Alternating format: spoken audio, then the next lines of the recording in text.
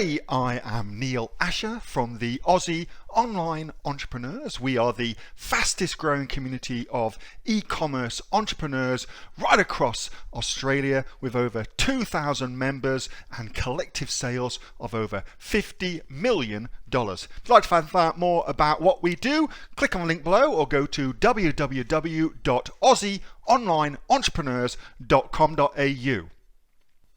Amazon is a complete pain in the ass. They suspend you for no good reason. Well, sometimes for no good reason. Other times they've suspended you because you used the wrong words in your listing. If you'd like to find out what words you have to avoid, watch this video.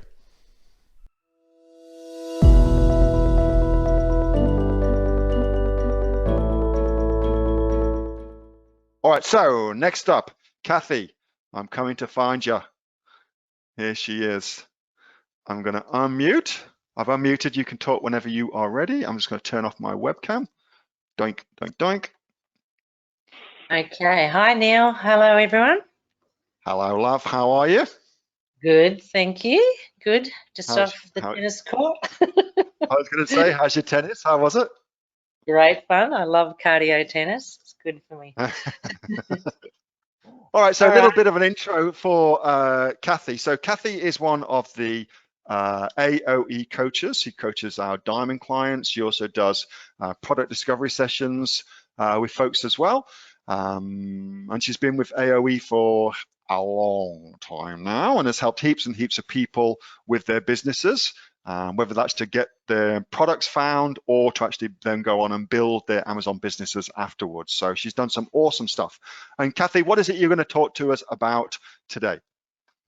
So I'm going to talk about restricted words and the problems that they create. And today's sort of going to be in two parts. So first I'm going to talk about, what happens if you use restricted words. And then the second part will be next week. So as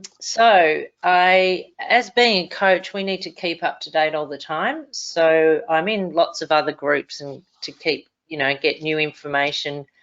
And it was brought to my attention that there are lots of restricted words that you cannot use. But as we all know, Amazon is really inconsistent with its rules, which is quite frustrating. So for example, I know one of my listings has about 4 of these restricted words, but I've never been pinged for it. But if you're in the US as opposed to Australia, or if you're a new seller, instead of, without having some sales history, you can seem to get caught out really quickly for this sort of stuff. So there's not much you can do about it except sort it out. So today I'm hoping to help you with that. So sample of some of the words, like all natural. Who would have thought that's, restricted? Who would have thought all natural was like a restricted word? I mean, surely that's going to be on heaps of different listings. And guaranteed, anyway, home compostable. So there's a few more, some fair enough. There's a lot to do with medical things and that sort of stuff. Recommended by, you're not allowed to use that sort of stuff. So don't worry about writing these down. We're going to provide a full list. But what I've found is often these restricted words are to help our clients, purchase the product without worrying. Things like no nasty pesticides or non-toxic and that sort of stuff can end up backfiring. So just be really careful of this sort of stuff. Like I was just looking then at this, where was it? Like this idea of mold and mildew. Like my youngest daughter, Charlotte, well, she's allergic to mold spores. And so that's what we go looking for on Amazon, for instance, when we're wanting to buy new bedding for her, like bedding that actually doesn't let mold and spores through. So yeah, crazy.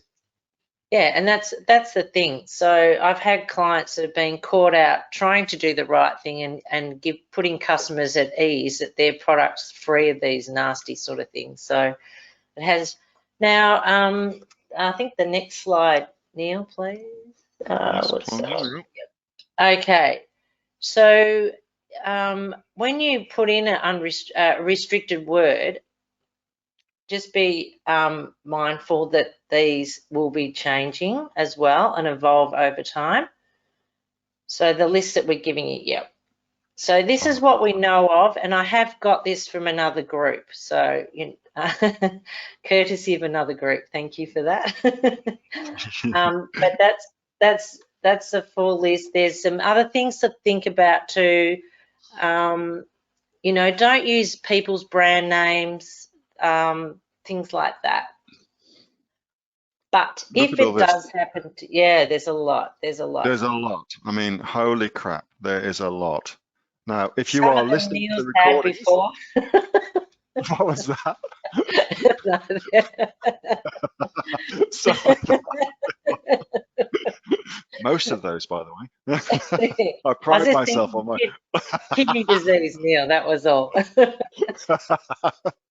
I wanted to show you where you can get all this. So listen, if you go to the Amazon training, AOE resources, it's there. This is the very, very first video. It's there, look, follow this link to get all this cool stuff. That takes you to this page and this brilliant list, what Kathy's put together for you via another group, is all in here. Okay, so yeah, it's all in there. And if you do, get pinged on something, please let everyone know or add it to the list. Let us know and keep it updated to protect everyone. Now, how do you know that you're in trouble for it? Like I said, Amazon's very inconsistent. I know for a fact that I have one listing with at least 4 of those words in there, and I've never been in trouble for it. So pretty frustrating. Normally, you'll get a email from Seller Central saying that you need to get your listing approved, or in one case, one of my clients had you are unable to sell refurbished goods. Now, why that came up, I do not know. But there is an answer, and we have a cure for this, and that is a flat file. Can you pop back to, yeah. So, yeah, not able to sell refurbish, or you need approval to sell. So the solution is a flat file. Next slide, please, Neil. I'm your slide bitch. I Yeah. love it. But flat files can be, pretty difficult to do themselves. So next week I'll go into more detail about these. But basically what a flat file is an Excel spreadsheet that has that matches your back end of Seller Central. So and all we do is we check the restricted word list, work out ones that we've got to remove or amend or replace, and pop them in. So flat files there's a fair bit to it, so I'll work on that next week and show you some little tricks around there to make sure you get that right as well. The flat file as well, just on that, I mean, we upload all of our things and make all of our changes now with the flat file. If you've ever found yourself in a situation where Seller Central is not letting you make changes to your listing, oftentimes if you use a flat file, you can get those changes put through. So Seller Central, they will limit your ability to make changes on your listing, particularly if you're a new seller, don't you think, Kathy? Like new sellers, they find it much more than established sellers. Yes, I've seen a lot of people put notes in Facebook having trouble getting their title changed. So a flat file is the perfect way to do it. When you upload your flat file Excel spreadsheet, you get what's called a batch number. So what you do is you say, you email, message Seller Central, say, please put through this batch number. So that's how you get it done. Yep. So you're going to cover that next week for us, Kathy? I am. I've got some slides and some handy ways to know what to do. There's a few little tricks of the trade that some people can get wrong, and so we'll try and prevent that for you. That's awesome. And thank you so much for that, and thanks for keeping your eyes open in the other groups as well. That's brilliant. Yeah, no worries, Neil. Thank you. Thanks for having me, guys. Hey, my name is Neil Asher, and you have just watched one of our Monday night Q&A sessions that I do with the members of the Aussie Online Entrepreneurs. They can come and ask me any question at all, and as you've seen, we'll answer that live for them. If you'd like to find out more about the Aussie Online Entrepreneurs, including how we've been able to sell $50 million of products right here in Australia, click on the link below or get yourself off to www.aussieonlineentrepreneurs.com.au. See you next time.